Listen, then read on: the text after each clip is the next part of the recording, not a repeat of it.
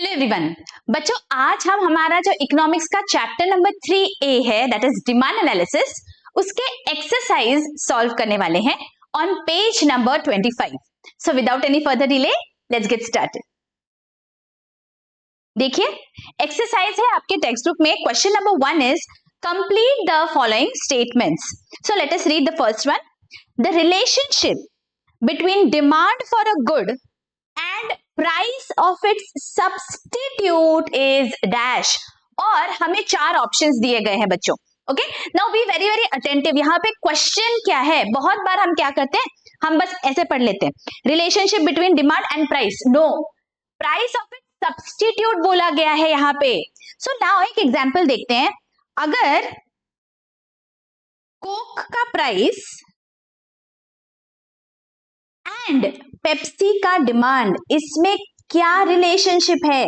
This has been asked here. इसका मतलब relationship between demand for a good, मतलब Pepsi का demand, and price of its substitute, Coke की price से इसके डिमांड पे क्या असर होगा।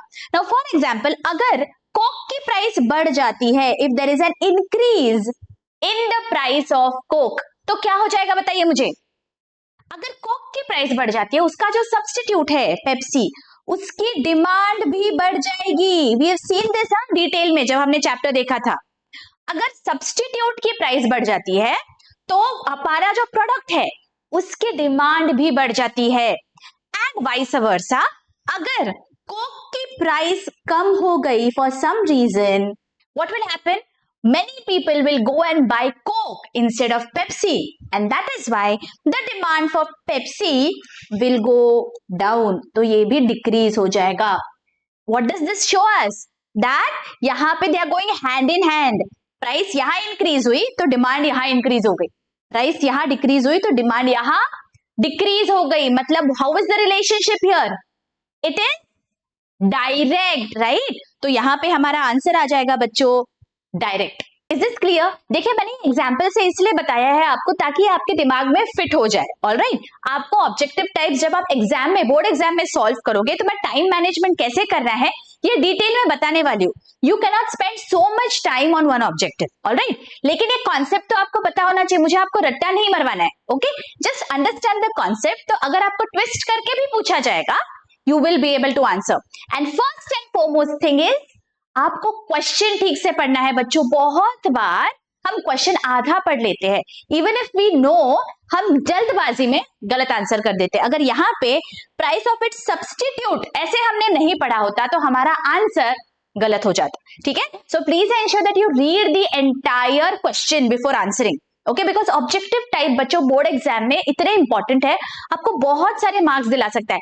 एक आपका गलत हो गया अगर आंसर तो 1 मार्क आपका चला जाएगा, इमेजिन करिए, और एक सही लिखा तो 1 मार्क मिल जाएगा। So very important that you are very very attentive when you are solving these objectives. Okay, and that is the entire reason मैंने आपके सारे जो exercises है मैं आपके solve करने वाली हूँ 1 by 1, so that जैसे जैसे आपका chapter का explanation हो जाता है you are done with the exercise also, तो आपको confidence बढ़ जाएगा, you are thorough with the entire chapter. Okay, let us go to the next question. Relationship between income and demand. Again आगे पढ़िए, income and demand for inferior goods. याद करिए अभी inferior goods को हम क्या कहते हैं। ये चैप्टर में हमने सीखा था गिफिन्स पैराडॉक्स, राइट? तो ये गिफिन्स गुड्स है, इंफीरियर गुड्स है। और हमने इंफीरियर गुड्स के बारे में क्या देखा?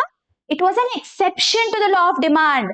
इसका मतलब अगर हमारा इनकम बढ़ जाता है तो जो इंफीरियर गुड्स हम खरीद रहे थे उनकी डिमांड बढ़ेगी या कम होगी? याद करिए गिफिन्स पैराडॉक्स, उनकी डिमांड भी कम हो जाएगी। So here if our income increases, the demand for inferior goods will go down. So that means there is a opposite ना, तो there is an inverse relationship. If they move in the same direction तो हम बोलते हैं direct relationship. If they move in the opposite direction तो हम बोलते हैं inverse relationship. Clear? चलो आगे। Symbolically the functional relationship between demand and price can be expressed as dash. Demand और price का relationship कैसा है देखिए यहाँ पे कैसे लिखा जाएगा।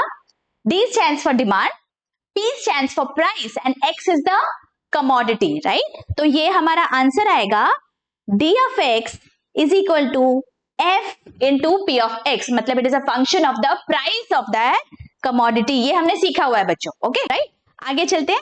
When less units are demanded at high price, it shows dash. अभी याद करिए हमने जो लास्ट पार्ट सीखा था ये चैप्टर में, that was variation in demand and change in demand. किसने किसने ये नहीं पढ़ा है अभी तक? Go and check this out, okay? Variation मतलब क्या?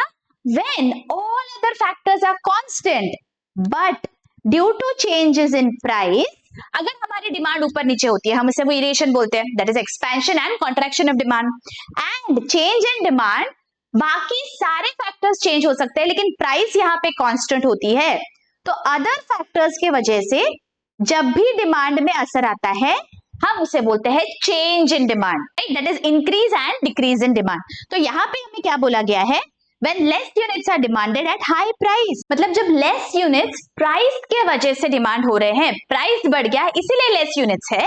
That means it is variation in demand and that means it will be contraction in demand. Demand कम हो गई because प्राइस बढ़ गई है, राइट? अगर बच्चों आपने वो वाला लेक्चर नहीं देखा है, I am giving the link in the i button, go and check that lecture out बच्चों. ये जो चैप्टर नंबर 3 है बच्चों बहुत मार्क्स कैरी करता है आपके बोर्ड एग्जाम में. सो एंश्योर दैट ये थरली आप पढ़ लो, सो आपके बहुत सारे मार्क्स गारंटीड हो जाएंगे. Okay, let's move to the next question. Give economic terms. Okay, that is answer in one word. A situation where more quantity is demanded at lower price. Okay, तो यही हमने देखा जब प्राइस के changes होते हैं तो हम इसे क्या बोलते हैं? Variation in demand. Okay, price के वजह से डिमांड पे असर हो गया. अब यहाँ पे पूछा क्या गया है? A situation where more quantity is demanded at lower price, मतलब प्राइस कम हो गई, इसके वजह से अगर क्वांटिटी डिमांडेड बढ़ जाती है तो हम इसे बोलेंगे expansion in demand. Okay, this is a variation in demand का पार्ट है ये expansion, right? Next, graphical representation of demand schedule. क्या बोलते हैं? जब हम ग्राफ में डिमांड शेड्यूल को बनाते हैं तो हम इसे क्या बोलते हैं? It is known as demand curve. तो यहां पे लिख लेते हैं demand curve. Next, a commodity which can be put to several uses, जिसके बहुत सारे यूजेस होते हैं. ऐसी कमोडिटी को हम क्या बोलते हैं? उसको हम बोलते हैं मल्टीपर्पज यूजेस, जिसके बहुत सारे यूजेस होते हैं, right? Next, more quantity is demanded due to changes in factors determining demand other than price. Okay, price को छोड़ के बाकी सारे फैक्टर्स चेंज हो गए जिसके वजह से ज्यादा क्वांटिटी आपने डिमांड की, मतलब this is a part of change in demand. और चेंज इन डिमांड जिसको हम बोलेंगे मोर क्वांटिटी डिमांडेड, मतलब this is increase in demand. Okay, be very very careful here.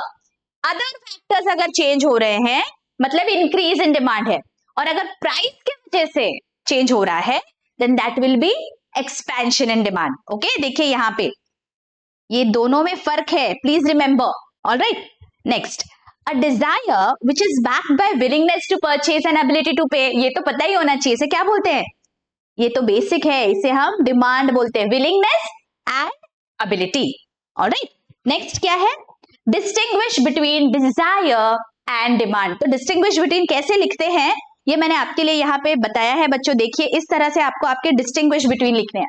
Okay, proper आप टैब्यूलर फॉर्मेट बनाएंगे, डिजायर डिमांड इस तरह लिखेंगे and one by one your differentiation के पॉइंट्स लिखेंगे आप. ठीक है, सबसे पहले डिजायर का मीनिंग क्या है? डिजायर इज एन अर्ज और a wish to have something. किसी भी चीज को पाने की जो आशा होती है, एन अर्ज और अ विश, उसे हम डिजायर बोलते हैं. लेकिन डिमांड क्या है? It is desire backed by willingness and ability. दोनों चीजें होनी चाहिए, मतलब डिजायर तो है ही लेकिन उसके साथ साथ विलिंगनेस एंड एबिलिटी भी होनी चाहिए. That is the first point. Second देखिए, relation with price. There is no relation between desire and price, right? Desire तो डिजायर है, आप करो या मत करो परचेज, उससे कोई लेना देना नहीं है. डिजायर कोई भी रख सकता है, right? A person who doesn't have that much income he can desire of owning an aeroplane someday, right? तो डिजायर में कोई प्रॉब्लम नहीं है, लेकिन डिमांड वो कर सकता है क्या? नहीं. So demand is always connected with price. So there is an inverse relationship between demand and price. Desire से कोई लेना देना नहीं है प्राइस का, लेकिन अगर डिमांड होगी इसका मतलब प्राइस से कनेक्शन है. ठीक है, तो सेकंड पॉइंट आपका हो गया प्राइस के साथ क्या कनेक्शन है. And next is time and place. Desire has no relation with time and place. मतलब डिजायर का टाइम प्लेस प्राइस से कोई लेना देना नहीं है, वो बस एक आशा है हमारी. लेकिन demand has to be in terms of price, place and time. So demand का प्राइस से, प्लेस से, टाइम से कनेक्शन है. डिजायर का इससे कोई भी लेना देना नहीं है. ठीक है, understood. Distinguish between, very very simple. Okay, next क्या है देखो distinguish. Next is expansion and contraction. अभी expansion and contraction is a type of variation in demand, right. Expansion किसे बोलते हैं हम? एक्सपेंशन का मीनिंग पढ़ते हैं, देखिए. Expansion of demand refers to rise in the demand due to fall in the price only. Only word is important here, okay. बाकी कोई भी फैक्टर्स चेंज नहीं हुए हैं, लेकिन सिर्फ प्राइस चेंज हो गई.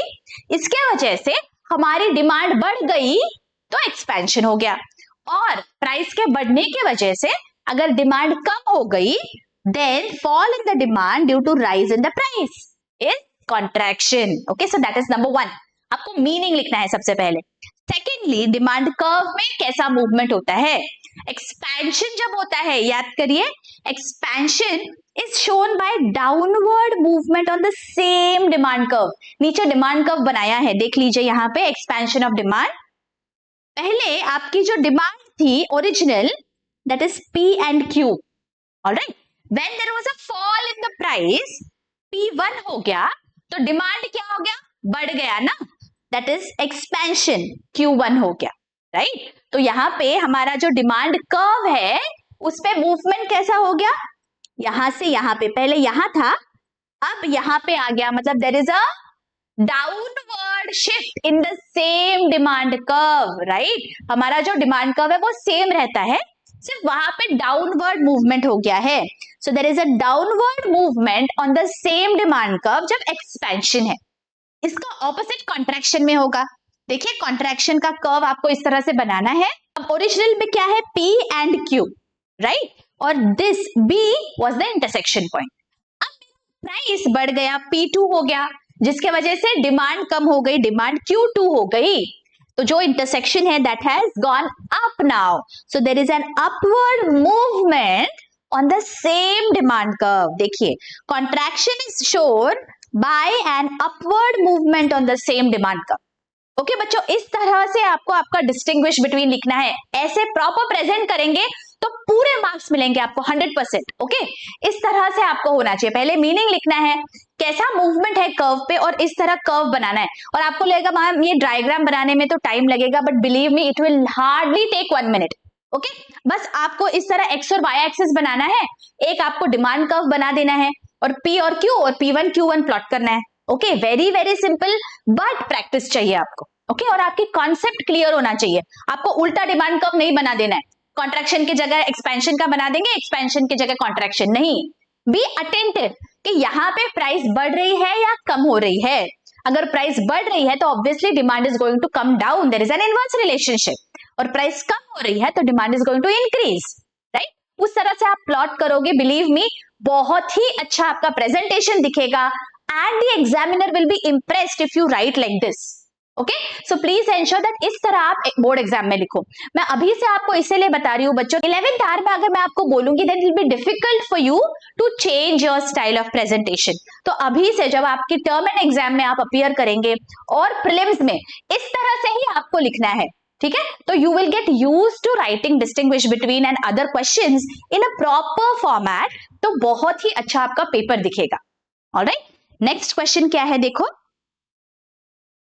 Increase and decrease in demand. Increase decrease मतलब ये हो गया हमारा चेंज इन डिमांड से रिलेटेड. ओके, तो लेट अस सी इंक्रीज और डिक्रीज इन डिमांड का डिस्टिंग्विश. देखिए, इस तरह से आपको लिखना है. ओके, देखिए ये जो आप प्रॉपर कॉलम्स बनाएंगे बच्चों, ओके, ऐसे आपको बनाना. You are going to use a scale. Okay, scale और पेंसिल या पेन ले लीजिए, ऐसे प्रॉपर कॉलम्स बना के ही आपको लिखना है. Alright, increase and decrease in demand. पहले तो मीनिंग देख लेते हैं. when more quantity is demanded than before at the same price, it is called increase in demand. Okay, price change नहीं होती है, लेकिन फिर भी जब ज्यादा क्वांटिटी डिमांड हो गई तो हम बोलेंगे इंक्रीज हो गई डिमांड, और सेम प्राइस पे अगर कम क्वांटिटी डिमांड हो गई, less quantity is demanded at the same price, it is known as decrease in demand. Alright, तो पहले हमने ऊपर क्या देखा, कॉन्ट्रैक्शन में और एक्सपेंशन में वहां पे प्राइस चेंज हो रहा था, यहाँ पे same price is very very important. Okay, तो ये किस में चेंज हो गया, चेंज हुआ तो आखिर किस में हुआ, तो देखिए increase in demand takes place due to favorable changes in other factors such as income, fashion, taxes, etc. Okay, अगर हमारा इनकम बढ़ जाता है तो ऑब्वियसली हमारी डिमांड बढ़ जाएगी. अगर गवर्नमेंट का टैक्सेशन का पॉलिसी फेवरेबल है हमारे लिए तो डिमांड बढ़ जाएगी. लेकिन अगर ऑपोजिट है, अनफेवरेबल है, इनकम हमारा कम हो गया, अगर ज्यादा टैक्सेस हो गए फॉर सम रीजन, तो there will be a decrease in demand. So decrease in demand takes place due to unfavorable changes in other factors.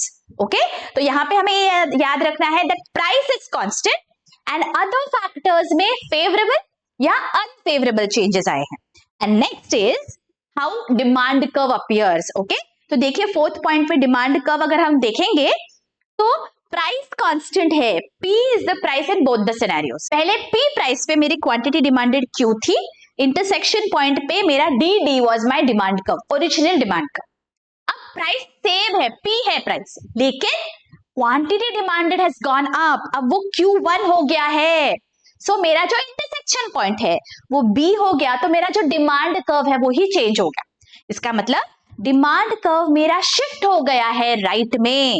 So what am I going to say is increase in demand is indicated by a shift in the demand curve to the right. मेरा demand curve ही पूरा की पूरा shift हो गया right में, तो मैं बोलूंगी इंक्रीज इन डिमांड. ओके, और डिक्रीज में क्या हो गया, इसका ऑपोजिट हो गया.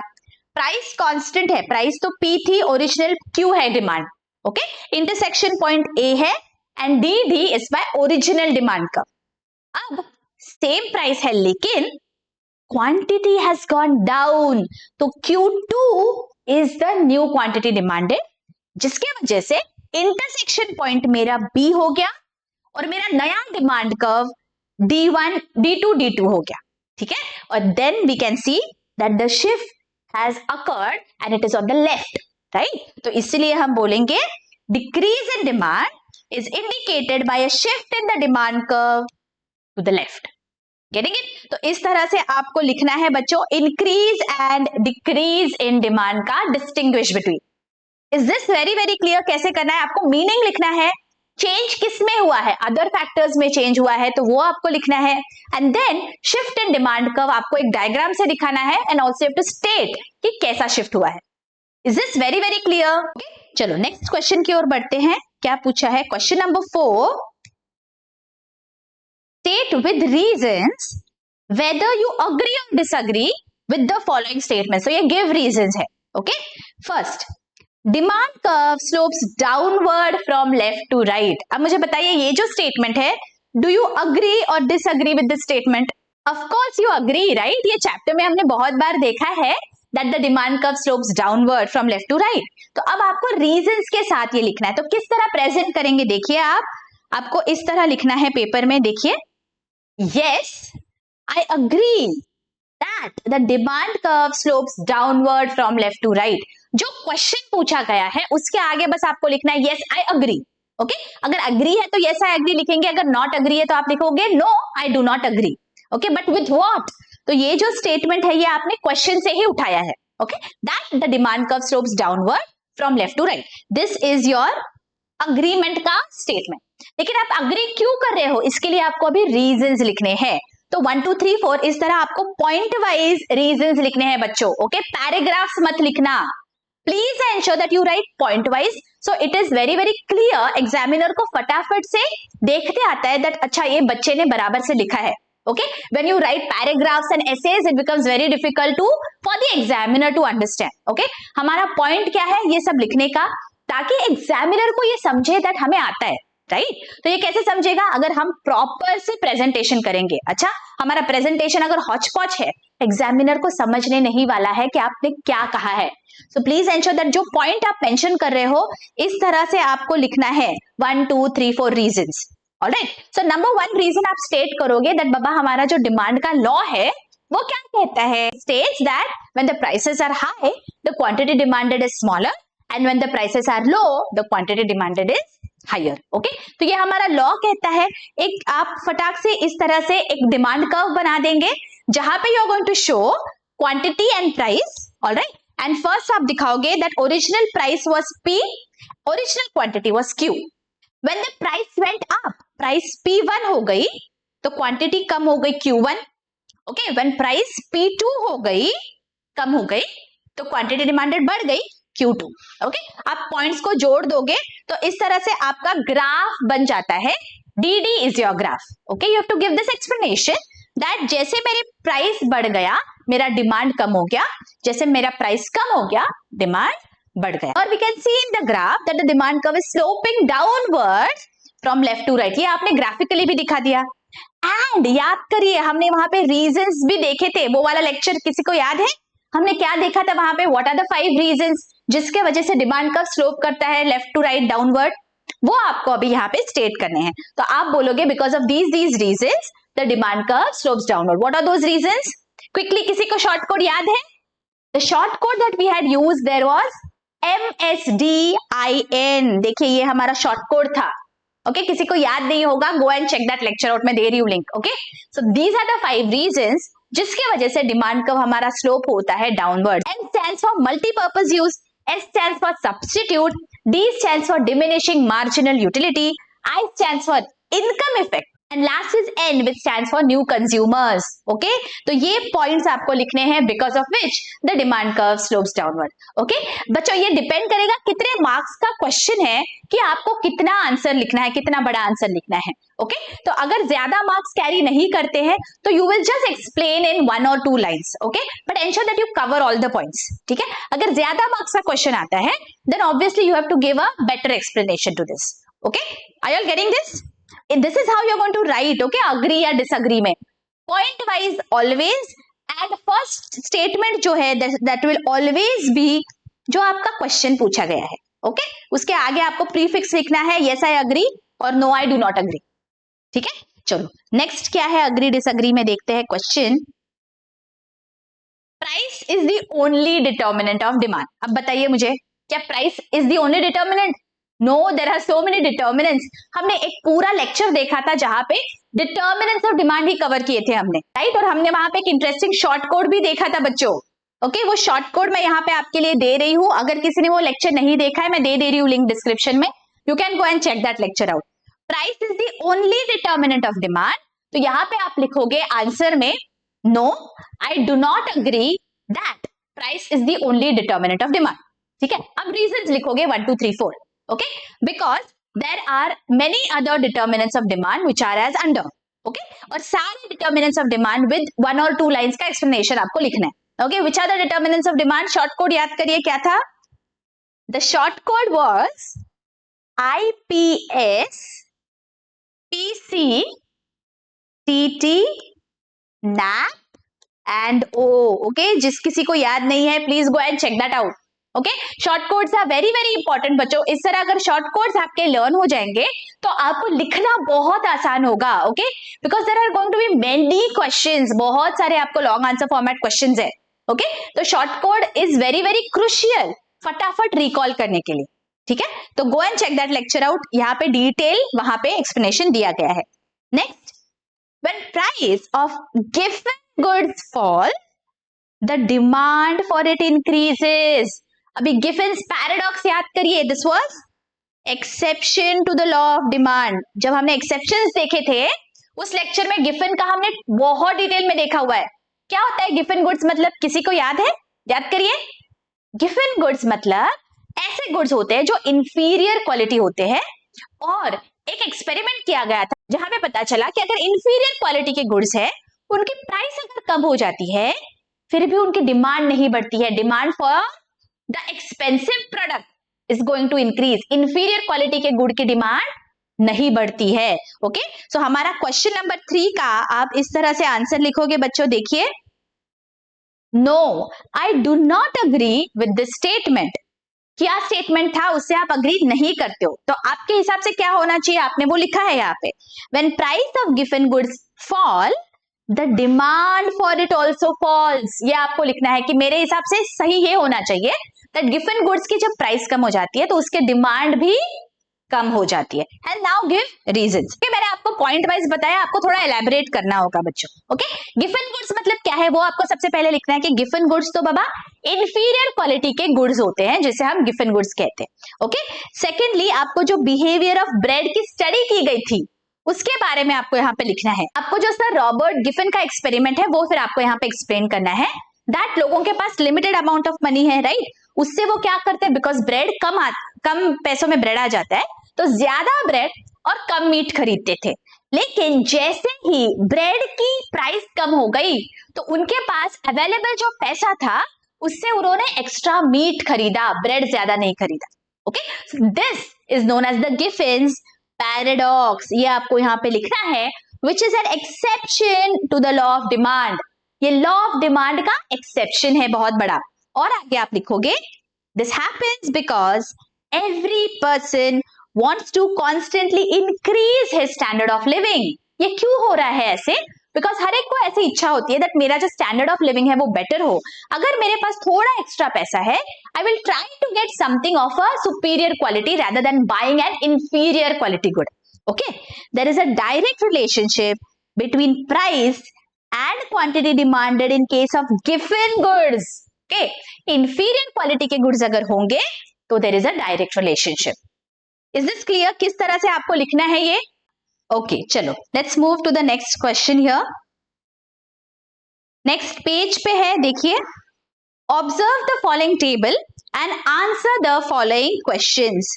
हमें यहाँ पे देखो मार्केट डिमांड शेड्यूल दिया गया है, quantity demanded of consumer A B and C, right, this is market demand schedule. अभी हमें क्या बोला गया है, मार्केट डिमांड हमें फाइंड आउट करना है। So this is very very easy, आपको बस क्या करना है, A plus B plus C करना है, जो टोटल है that is the total market। okay, so 16 plus 15 plus 12 this gives us 43। next 12 plus 11 plus 10 this is 33। next 10 plus 9 plus 8 this is how much, ये है 27 and 8 plus 6 plus 4 this is 18। आगे क्या बोला गया है देखो, draw market demand curve based on the market demand schedule। Okay, तो आपको मार्केट डिमांड कर्व बनाना है बच्चों, तो कैसे बनाएंगे देखिए, ऑलवेज रिमेंबर वन थिंग, सबसे पहले तो दैट एक्स एक्सिस और वाई एक्सिस पे क्या आएगा, this is your X axis, this is your Y axis. Y axis पे हमेशा आपका प्राइस दिखता है एंड एक्स एक्सिस पे क्वांटिटी डिमांडेड, करेक्ट। अब आपको यहाँ पे 25, 30, 35, 40 is the price, that means 5 का आपको यहाँ पे इक्वली स्केल लेना है और करना है। So this can be 5, 10, 15, 20, 25, 30, 35, 40। Please use a ruler okay for doing this. तो ये सब इक्वल आना चाहिए आपका। एंड आगे आपका जो क्वांटिटी डिमांडेड है वो दिखेगा। सो क्वांटिटी डिमांडेड भी आपको इस तरह से कर लेना है बच्चों, 5, 10, 15, 20, 25, 30, 35, 40, 45 एंड 50। ओके, तो सबसे पहला क्या है, price is 25 and demand is 43। तो प्राइस आपका यहां पे है 25 और डिमांड इज 43, मतलब यहां पे कहीं आपका डिमांड है। तो आपको रूलर से इस तरह स्ट्रेट लाइंस बनाने हैं बच्चों। Alright, so this is the intersection point. आगे 30 पे 33 है, प्राइस इज 30 एंड 33 यहां पे आ जाएगा 30 और 35 के बीच में। तो आपको अगेन यहां इस तरह से सीधा लाइन बनाना है dotted and price is 30। Okay, वो जो इंटरसेक्शन पॉइंट है that will be your next point. आगे क्या है, 35 एंड 27। तो प्राइस 35 है और आपका क्वांटिटी डिमांडेड इज 27, मतलब 25 और 30 के बीच आएगा यहाँ पे कहीं। अगेन इस तरह डॉटेड लाइन बनाएंगे आप। I am not using a ruler right now, इसीलिए मेरे लाइंस सीधे नहीं है, बट एंश्योर दैट आप रूलर यूज करेंगे और प्रॉपरली प्रेजेंट करेंगे। Alright, and next is 40 and 18. 18 will be here somewhere, तो सीधा सीधा, एंड दिस इज 40. तो ये आपके 4 पॉइंट्स बन गए बच्चों, आपको ये चारों पॉइंट्स को जोड़ना है। Alright, I have not used a scale here, that is the reason the curve is appearing like this. आपका प्रॉपर कर्व आएगा, सीधा डिमांड कर्व दिखेगा। ऑलराइट, तो आप यहाँ पे इस तरह से आपको ड्रॉ करना है। Clear, understand? ओके, चलो next question. Observe the given diagram and answer the following questions. Okay, क्या है, let us see. Rightward shift in demand curve, इसे क्या बोलेंगे? राइट वर्ड शिफ्ट क्या हुआ है, देखिए प्राइस कांस्टेंट है यहाँ पे एंड सिर्फ क्वांटिटी में चेंज हुआ है। इसका क्या मतलब हुआ, ये सब इंक्रीज या फिर डिक्रीज इन डिमांड होगा, बिकॉज हमारा प्राइस कांस्टेंट है। करेक्ट, तो सबसे पहला right word shift in demand curve, मतलब जो ओरिजिनल डिमांड कर्व है वो ये था dd, और अगर डिमांड में राइट वर्ड शिफ्ट हुआ है मतलब जो क्वांटिटी डिमांडेड है वो बढ़ गई हमारी, Q से Q1 हो गई। अगर क्वांटिटी डिमांडेड बढ़ गई तो इसे हम बोलेंगे इंक्रीज इन डिमांड। आगे leftward shift in demand curve, quantity demanded कम हो गई even though price is constant, तो हम इसे बोलेंगे decrease in demand. Alright, and what how was the price? Price remains unchanged या प्राइस रिमेन्स द सेम या price remains constant. Okay, increase and decrease in demand comes at what, क्या बोलते हैं हम इसे? Change in demand. Okay, variation and change in demand. देखिए बच्चों ये काफी इंपॉर्टेंट है, यहाँ पे आपको डिस्टिंग्विश बिटवीन भी आया, ऑब्जेक्टिव टाइप भी आ रहा है, और इस तरह से भी वेरिएशन और चेंज का ग्राफ भी दिया जा सकता है। Okay, so be very very thorough with that concept. Alright, आगे नेक्स्ट डायग्राम दिया है, वहां पे भी हमें पूछा गया है। डायग्राम ए के क्वेश्चंस देख लेते हैं। Diagram A represents dash in demand. Okay, अभी ए में क्या हो रहा है बच्चों? Original price is P and original quantity is Q। Okay, price has gone down to P1, जिसके वजह से क्वांटिटी बढ़ गई है। इसका क्या मतलब हुआ? There is an expansion in demand. जब क्वांटिटी बढ़ जाती है तो हम इसे बोलेंगे एक्सपेंशन इन डिमांड। इन डायग्राम में movement of demand curve is in dash direction. देखिए पहले A था इंटरसेक्शन पॉइंट, अब P1 और Q1 का intersection point is B, so there is a downward shift. Right, तो यहां पे हम लिखेंगे it is in the downward direction. Okay, अभी डायग्राम बी देखिए। Diagram B represents dash in demand. B में क्या हुआ? Original price was P, quantity was Q. Price has gone up to P2 because of which quantity has decreased to Q2. मतलब this is a contraction in demand. Whenever quantity demanded changes because of a change in price, तो हम इसे contraction या expansion in demand बोलते हैं, right? And diagram B में क्या हो रहा है? Original intersection B था और अभी नया वाला A है, that means there is an upward shift. तो यहां हम लिखेंगे The movement of demand curve is in the upward direction. Alright? अभी आंसर इन डिटेल है। ओके, अभी देखो क्या है। First, state and explain the law of demand. देखिए मैंने आपको बहुत बार बोला है बच्चों, ये जो 3 लॉज है, law of diminishing marginal utility, law of demand, और आगे चल के आप और एक लॉ सीखेंगे, लॉ ऑफ सप्लाई। ये बहुत ही इंपॉर्टेंट है और ये पूछे ही जाएंगे एक ना एक in your answer in detail. So ensure that ये आप बहुत ही thoroughly कर लो। You have to know the statement of the law, assumptions of the law, proper explanation, demand curve, diagram के साथ साथ आपको exceptions भी पता होने चाहिए। ठीक है, तो ये हमने सब डिटेल में देखा हुआ है। State and explain law of demand। तो law of demand क्या बोलता है? What does Alfred Marshall say? In which book it is stated?